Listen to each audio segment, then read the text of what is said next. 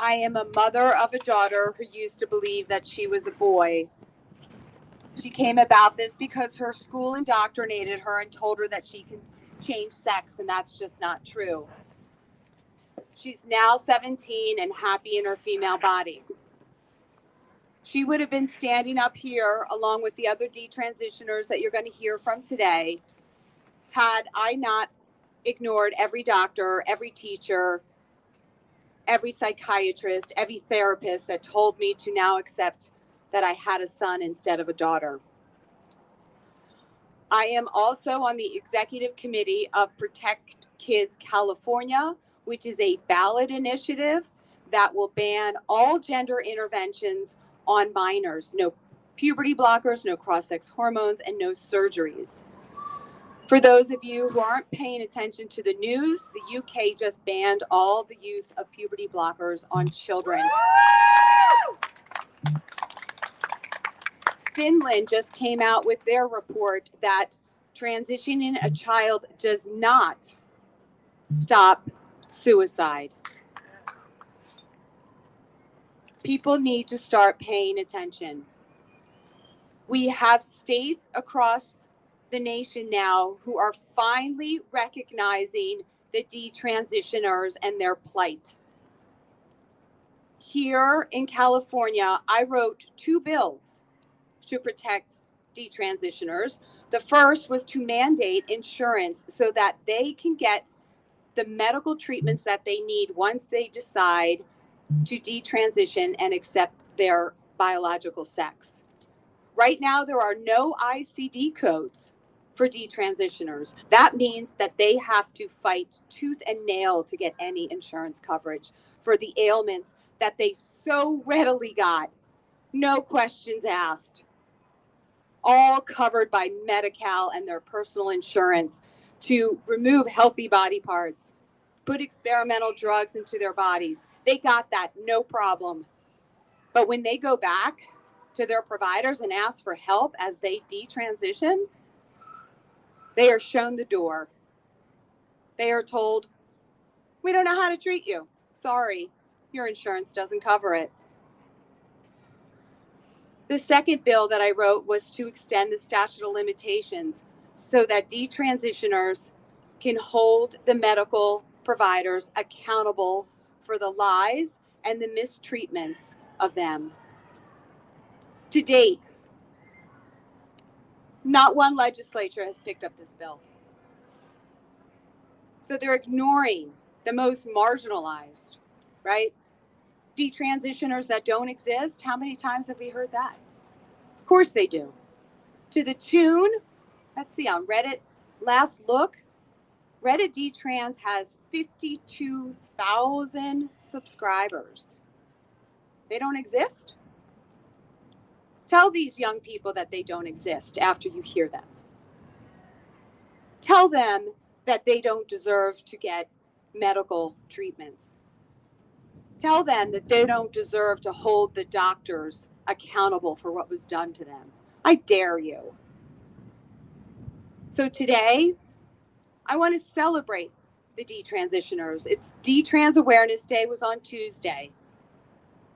And they need their voices to be heard. And I also want to thank them because they'll never know how many children and vulnerable adults they prevented from going down the same path they went to. They'll never know how many parents they helped to extract their children out of this gender ideology, or what I like to call a cult. So I want to say thank you, first and foremost. And I want to invite Chloe Cole up, who is our, I don't have words for Chloe. She's just so amazing. She's a California detransitioner, born and raised in California, and tossed aside by the medical community, just tossed aside.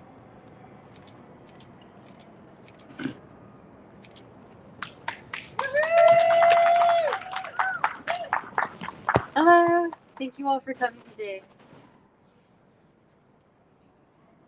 Today is such a wonderful day, and I'm so honored to be a part of this movement that is so beautiful and so successful. I'm glad that we were able to organize such an awesome rally with so many of my friends from within the detransgender community. The past few years have been an opportunity for us to tell our own unique cautionary tales. We've finally been given the megaphone to help individuals out of their mistakes, to help other people from falling to the same trauma and hardships that we have endured. We have been incredibly effective in this battle. Half of the United States have stopped transitioning kids.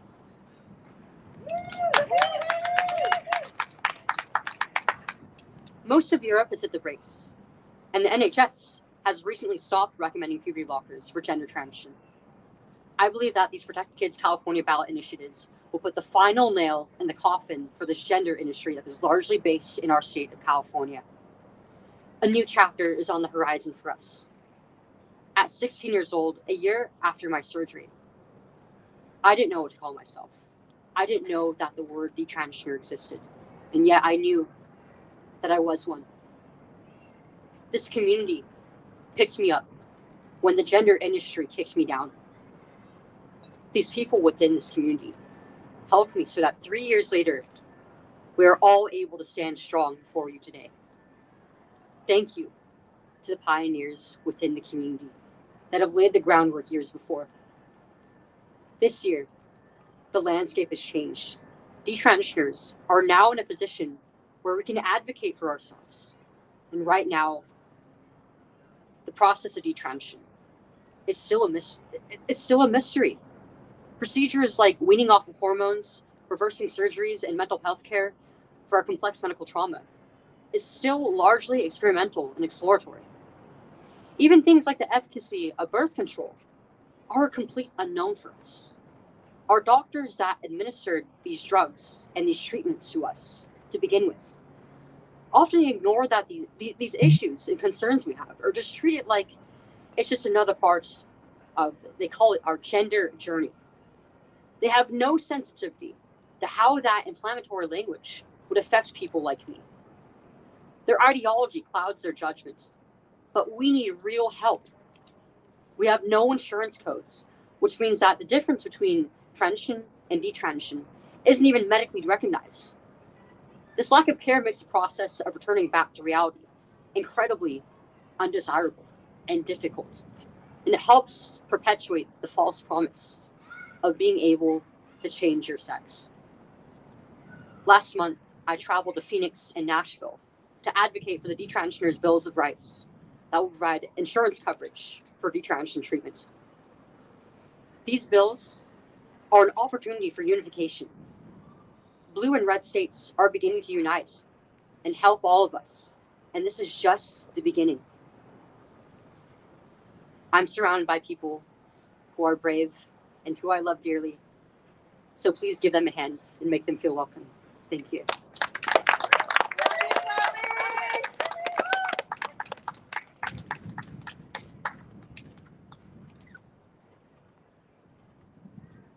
Thank you so much, Chloe. Here's the thing. We don't want any more detransitioners. We don't want to create any more detransitioners. And the way we do that is with protectkidsca.com, the ballot initiative, so that we can stop harming our children in this great state of California. It gives me great pleasure, and I am honored to introduce Assembly Member Bill Asaley from Riverside. He has been the lone voice in the Capitol to protect kids from gender harm. So please. Thank you, Erin, and thank you for having me today. You know, I'm a new legislator. It's my first term. And last year, we were focused on raising awareness of the social transitioning that was going on at the schools. And it's why I introduced Assembly Bill 1314, which just simply required that parents know what's going on with their kids at school. This is not a controversial bill. But now I've learned so much about this issue. And now we're not just worried or focused on awareness. We want to take action. And these are tough conversations to have, but we need to look at what we are doing to our children. The very first duty of the medical community is to do no harm. That is the first duty of a doctor.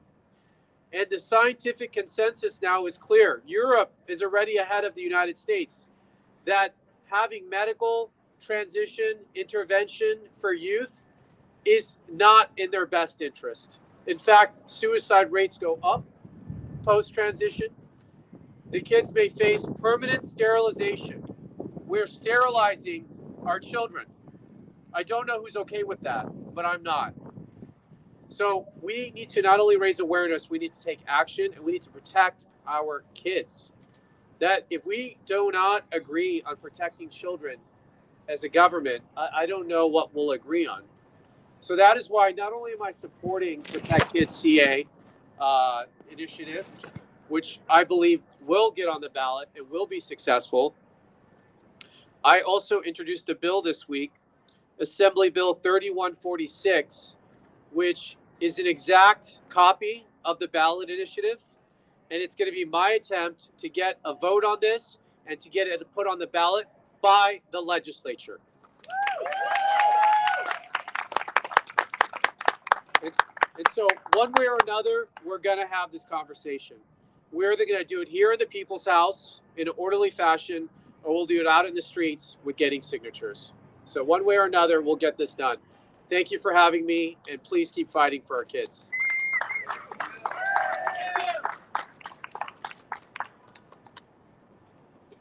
Thank you so much, Bill. And for the listeners out there, if you haven't read the WPATH files, written by Michael Schellenberger and Mia Ashton, I implore you to do it. And you can see where this all began. It began with a group of fetish doctors who weaved their way into our medical societies and took over and believed that children can be eunuchs. Children can be sterilized and have their body parts removed. And like Chloe said, if they change their mind, it's just part of their gender journey. No big deal. No big deal. Tell that to the detransitioners if it's a big deal or not. So I want to invite up Camille. Camille, come on up. Camille believed that she was non-binary. Let's think about that for 1 second. What does that mean? Nothing. That's what it means, nothing. Because it's not a fact and it's not truthful.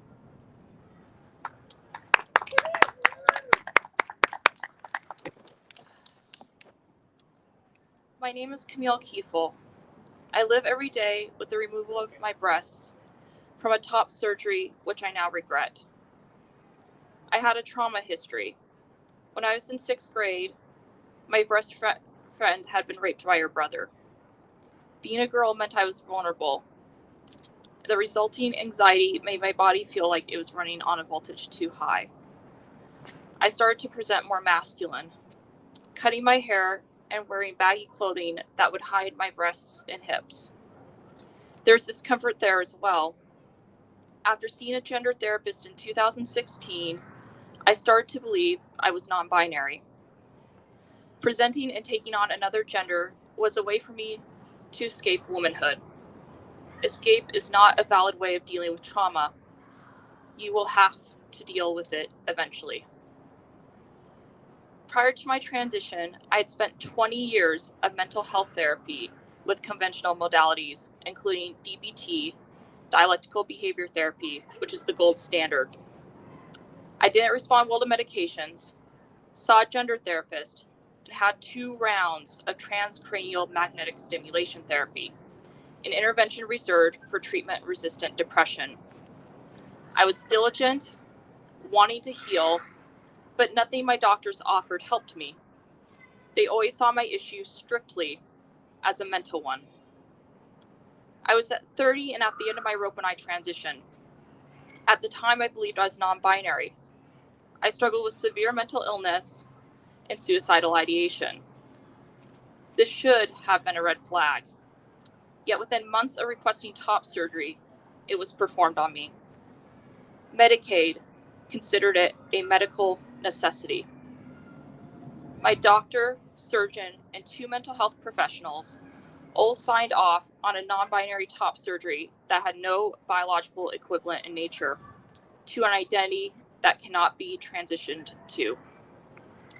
Not only did my surgery exacerbate my mental health issues, I was now struggling with physical complications from the surgery as well. There were many times I didn't know if I would make it through the night. At first, my doctors took me seriously, but then became dismissive. Their solution? They told me to go see a therapist. At this point, I either needed to end my life or figure out how to get better. When my doctors weren't there for me, I took my health into my own hands. It was shortly after the surgery that I stumbled upon an article saying diet can improve depression.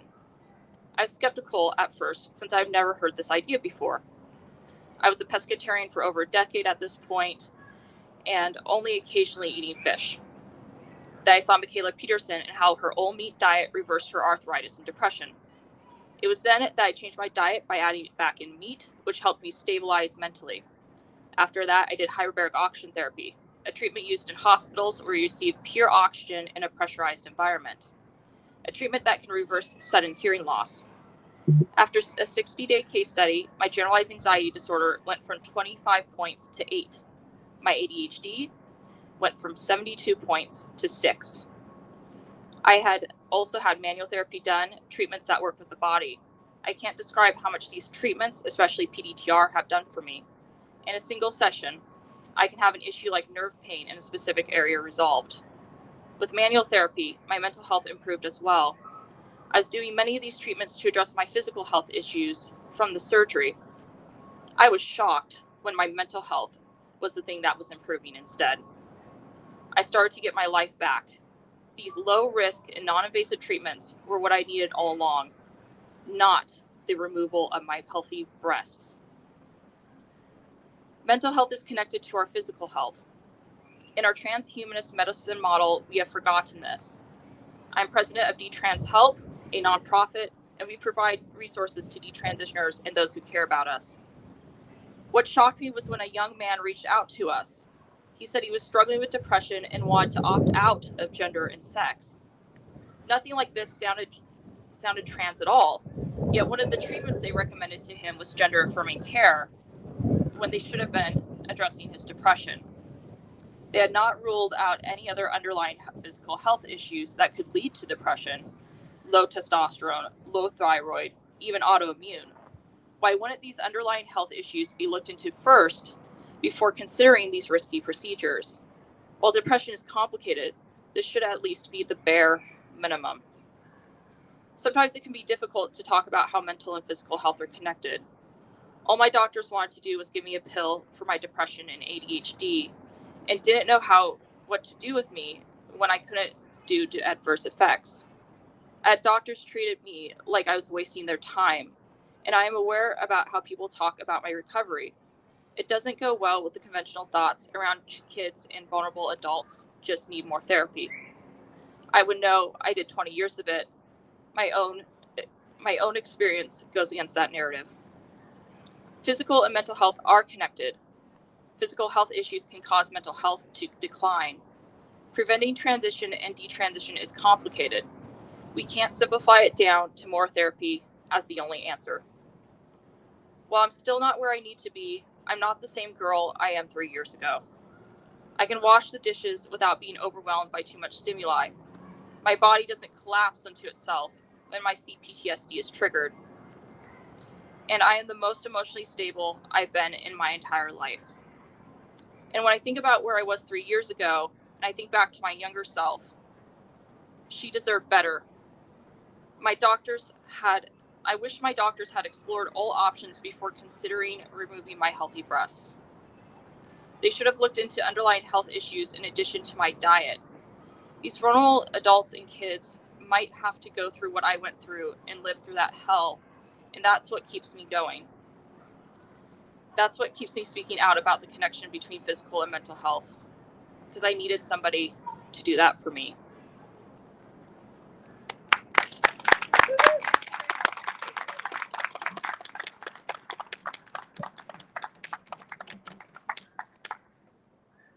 next we're going to hear from Abel. Abel used to live in the state of California, but he fled to Texas. Abel also is our poster child for trying to get insurance to cover his detransition and got told no and no and no.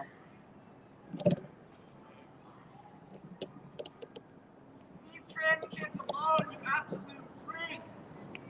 Trans kids deserve better than this. No such thing as a trans kid.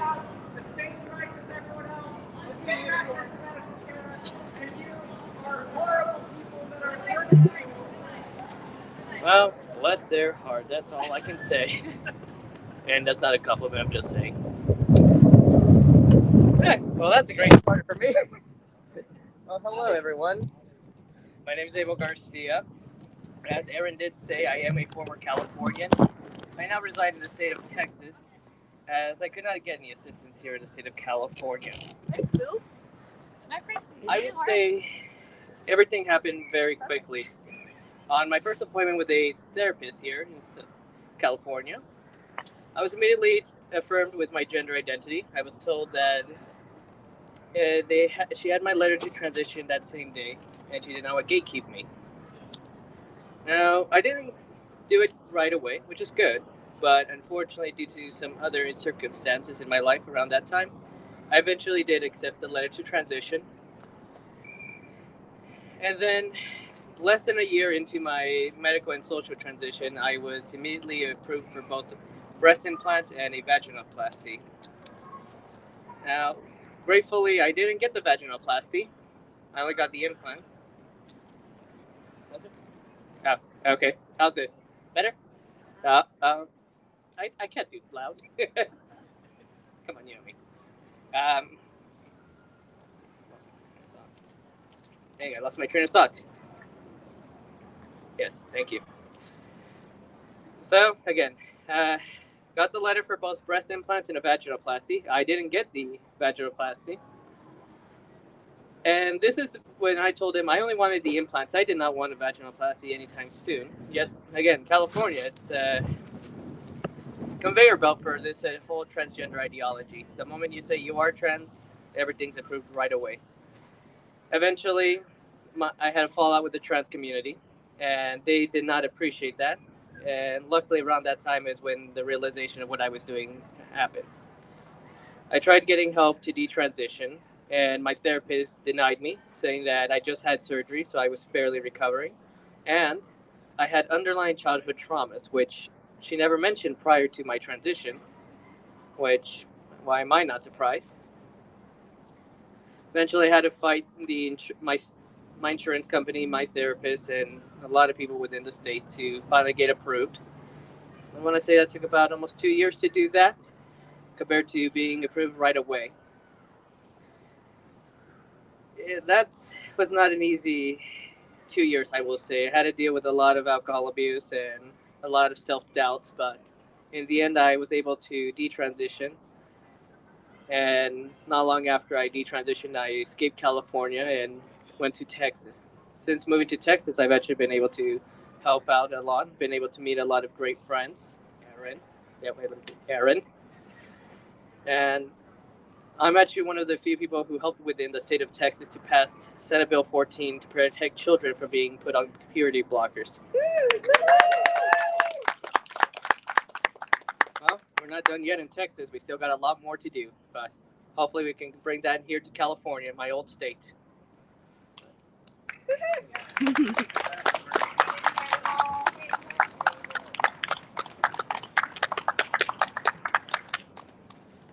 Thank you, Abel. So 2 years. 2 years for approval to get his fake breasts removed after he detransitioned. It's almost like they wanted him to continue to be a trans-identified woman. I mean, go figure.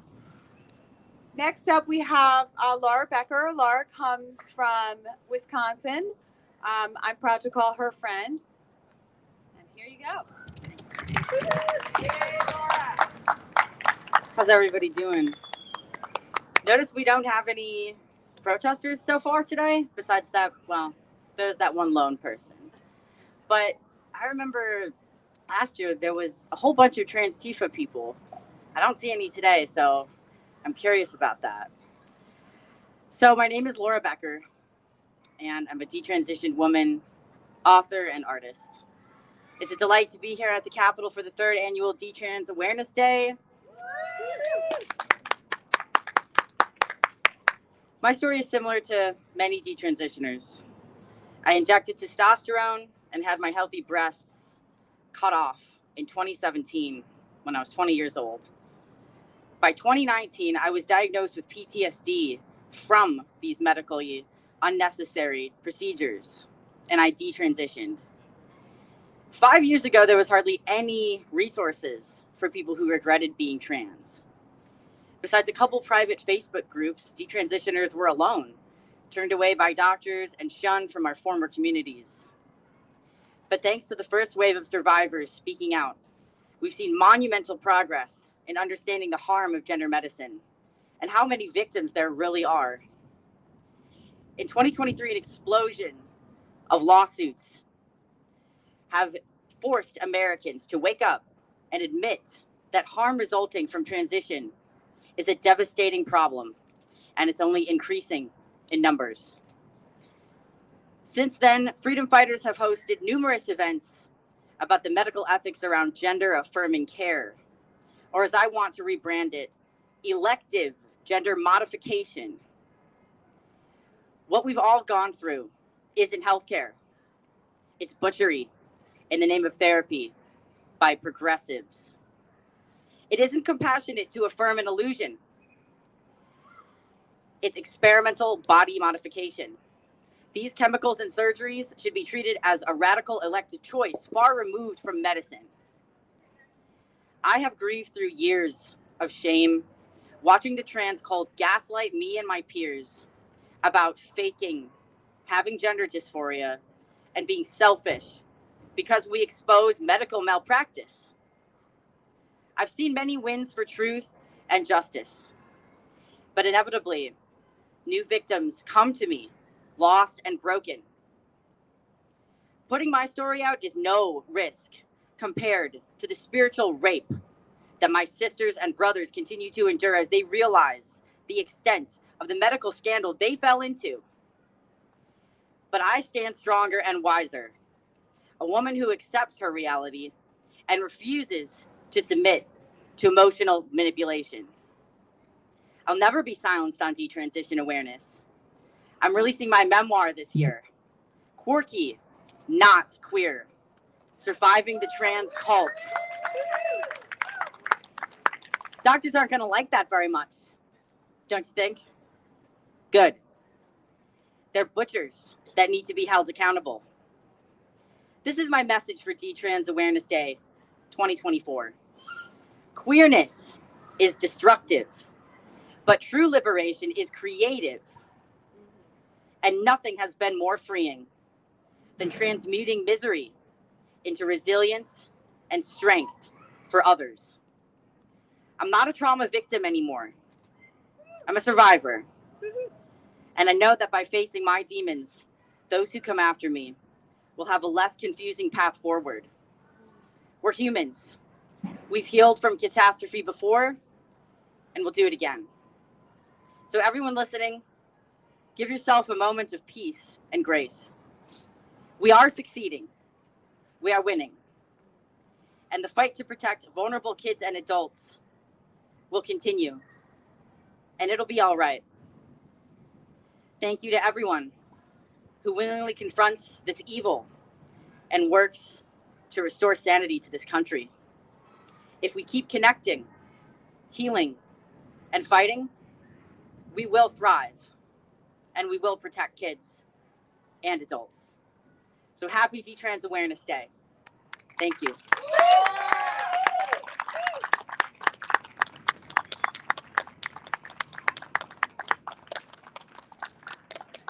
I can't wait to read your book, Lara. I hope I get an advance copy.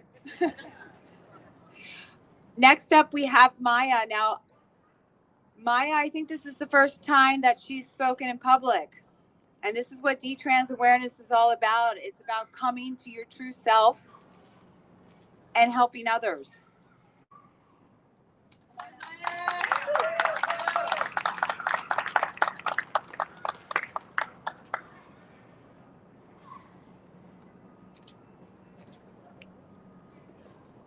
Okay, can people hear me? Okay. Yes. Hi, my name is Maya, and I'm 24 years old. From the age of 12, I had a dream to transition. As a young adult, I moved to a Middle Eastern country and lived my life as a man for several years with the goal of medically transitioning. I think that the trans identity allowed me to rationalize and understand my sexual orientation. It also allowed me to more easily play the role I wanted to play in relationships with women. I like taking on the traditional roles of men in my relationships, opening doors, buying flowers, giving up my seat on the bus, and other acts of chivalry which Western societies seem to have largely abandoned. But on the other hand, my trans identity also came as a result of a lot of pain. A feeling that being very masculine and having a female body are so incongruous that it is disgusting. Imagine if I had medicalized that pain and in doing so, enshrining it into my body forever. With the passage of time, experience, and exposure to healthier narratives, I have grown to understand my gender nonconformity outside of a transgender identity. I believe that the root of my gender nonconformity stems from neurodivergence and homosexuality. It is well known that many adult homosexuals were gender nonconforming children. However, fewer people know that children who have specific traits consistent with the autism spectrum tend to also be naturally gender nonconforming themselves. Someone who has problems understanding social norms and expectations is less likely to be influenced into normative behavior simply because they are unable to or uninterested in perceiving it and replicating it. In my case, I never truly desired to fit in with other girls. The thought honestly never crossed my mind. If I was bullied for my nonconformity, I was certainly too socially clueless to notice. My nonconformity didn't cause me any distress until adults in my life explicitly told me that my behavior was socially unacceptable. A trans identity provided an answer which gave me a clear plan for how to grow up and become a normal straight man instead of a masculine lesbian. People who are immersed in the gender world are familiar with the term ROGD, rapid onset gender dysphoria. Just as confused and distressed kids are looking for a framework by which to understand their experiences and desires, so are parents. Many parents, upon learning about the phenomenon of rapid onset gender dysphoria, want to rationalize their child's nonconformity as merely the result of social contagion rather than exploring other factors. In other words, some of these kids are just going to grow up being gay. And although being gay is more acceptable today in Western societies than it has been previously, there is still so much work to be done. Parents need to know that although ROGD is absolutely a relevant and helpful framework, not every trans-identified teenager is ROGD. In any case, parents should be curious about the underlying reasons for their child's trans identity, asking thoughtful questions in a non-judgmental way in order to understand what the trans identity means for their child.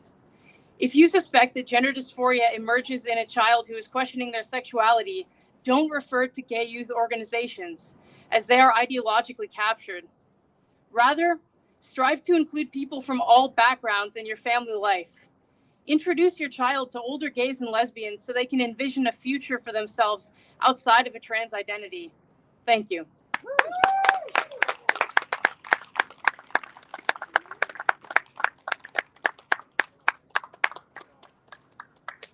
I love hearing from the brave detransitioners, especially the first time that they've spoken. So thank you, Maya, so much for sharing. And it is really true. I mean, let's talk about it. Democrats are all for, pro-gay agenda, but they're transing all these gay children, all these kids that would just grow up to be gay adults. No big deal. They're not medicalized. They have their body parts. So I'm going to end today's detransitioners and desisters with Where's Sierra? Come on, girl. Sierra's got a story to tell. She's also from California. Hello. So my name is Sierra. I also make content under the name Excelanza, and I identified as trans for about 4 years, and then I had a period where I identified as non-binary. And subsequently, I got a lot of therapy and I began to identify the reasons that I had identified that way in the first place. And the factors that led me to that neurodivergence was one that I didn't have a lot of insight into, but which I had been identified in my childhood and treated and gotten some support for then.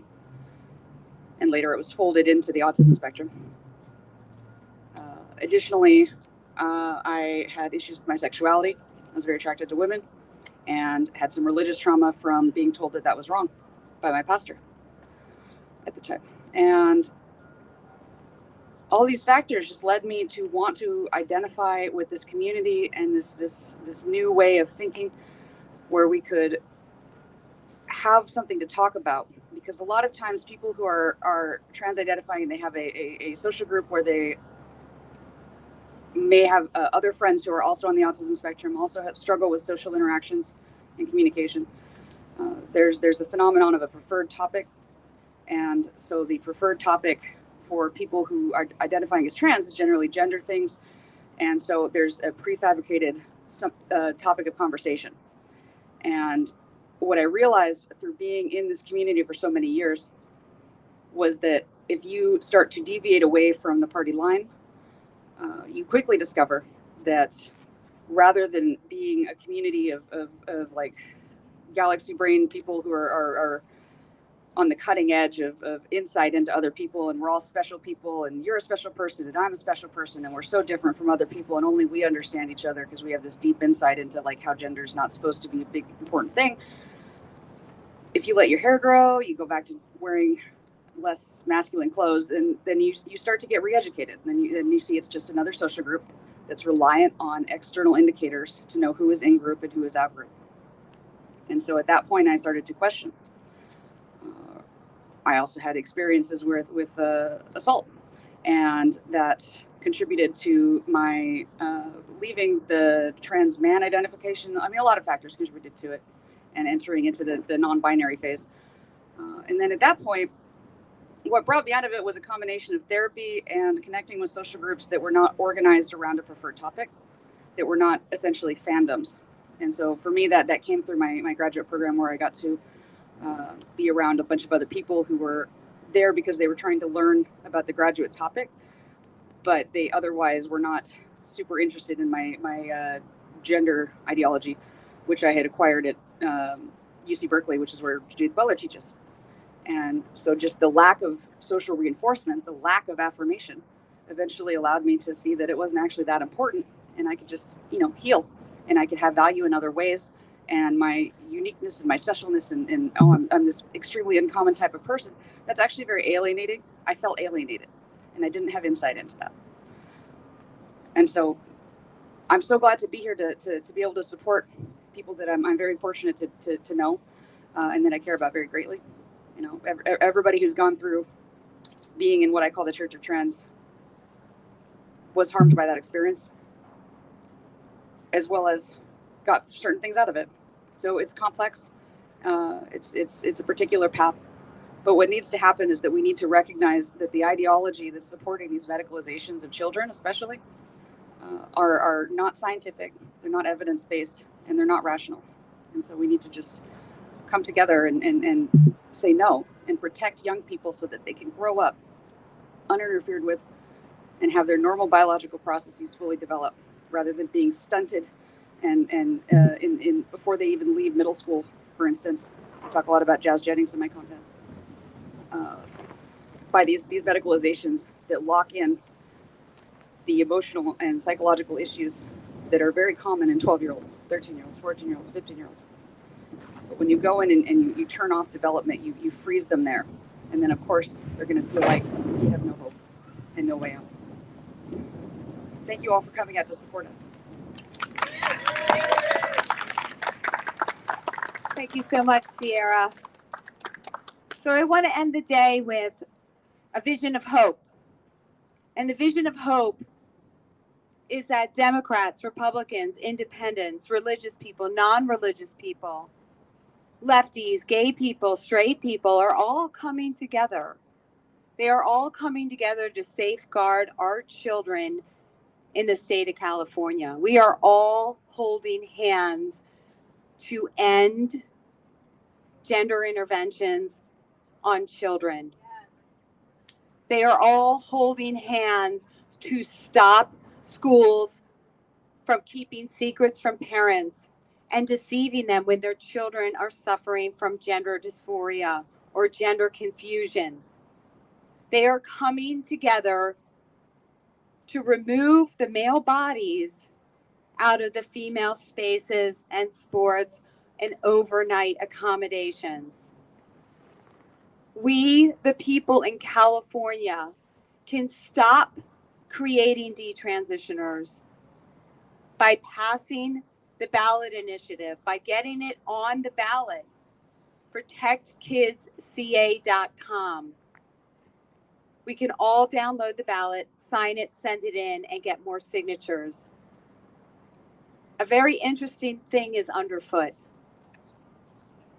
Democrats are the biggest donors to Protect Kids California. And they're not listening. They're not paying attention.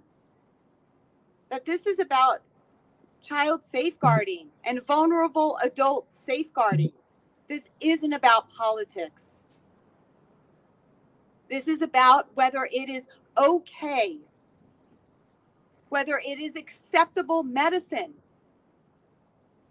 to remove healthy body parts of children,